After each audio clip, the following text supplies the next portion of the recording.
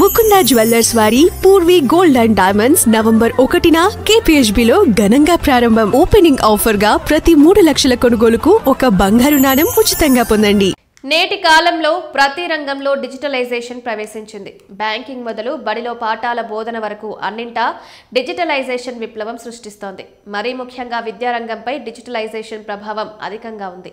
నేటి కాలంలో బోధన పూర్తిగా మారిపోయింది. గతంలో మాదిరి టీచర్ నోటితో పాఠాలు చెప్తే సరిపోవడం లేదు. కంప్యూటర్ స్క్రీన్ మీద బొమ్మలను చూపిస్తూ పిల్లలకు ప్రతి అంశం క్షుణ్ణంగా అర్థమయ్యేలా పాఠాలు చెప్తున్నారు.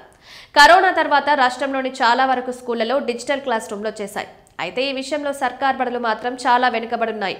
ఈ క్రమంలో తెలంగాణ ప్రభుత్వం కీలక నిర్ణయం తీసుకుంది. రాష్ట్రంలోని ప్రభుత్వ పాఠశాలలకు ఉచితంగా ఇంటర్నెట్ సౌకర్యం కల్పించాలని నిర్ణయించింది. రేవంత్ సర్కార్ ప్రభుత్వ పాఠశాల విద్యార్థులకు శుభవార్త చెప్పింది. రాష్ట్రంలోని అన్ని సర్కార్ స్కూళ్లలో ఫ్రీ ఇంటర్నెట్ సౌకర్యం కల్పించాలని నిర్ణయించింది. ఇందుకోసం BSNL, T-Fiber సంస్థలతో తెలంగాణ పాఠశాల విద్యాశాఖ అధికారులు చర్చలు జరిపారు. తెలంగాణ వ్యాప్తంగా 26,887 ప్రభుత్వ విద్యా సంస్థలు, గవర్నమెంట్, సొసైటీ, గురుకులాలు, URS, లోకల్ బాడీ స్కూళ్లు, మోడల్, KGBB పాఠశాలలు ఉన్నాయి. అయితే వీటిలో 24,984 స్కూళ్లలో మాత్రమే విద్యార్థులున్నారు. ఈ బడుల్లో సుమారు 1000కి పైగా స్కూళ్లలో కంప్యూటర్లు లేవు.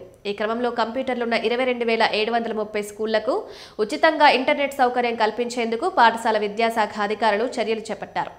ఈ క్రమంలో T-Fiber, BSNL కంపెనీలతో ఒప్పందం కుదుర్చుకుంది. ఈ 2 కంపెనీలు తొలి విడతతో భాగంగా 10,342 పాఠశాలలకు ఫ్రీగా ఇంటర్నెట్ కనెక్షన్లు ఇవ్వనున్నారు. 10,342 స్కూళ్లలో BSNL 5,342 బడులకు ఉచిత ఇంటర్నెట్ కనెక్షన్ ఇస్తుంది. ఇప్పటికే 1000 బడుల్లో కనెక్షన్ పూర్తి చేసింది. మిగతా 5,000 స్కూళ్లలో T-Fiber ఉచిత ఇంటర్నెట్ కనెక్షన్ ఇవ్వనుంది.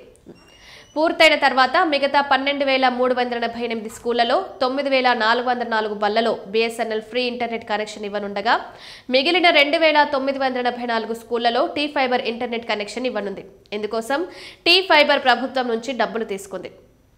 ఇందుకు అవసరమైన నిధులను సమగ్ర శిక్ష ద్వారా విద్యాశాఖ, BSNL, T-Fiber కంపెనీలకు చెల్లించనుంది.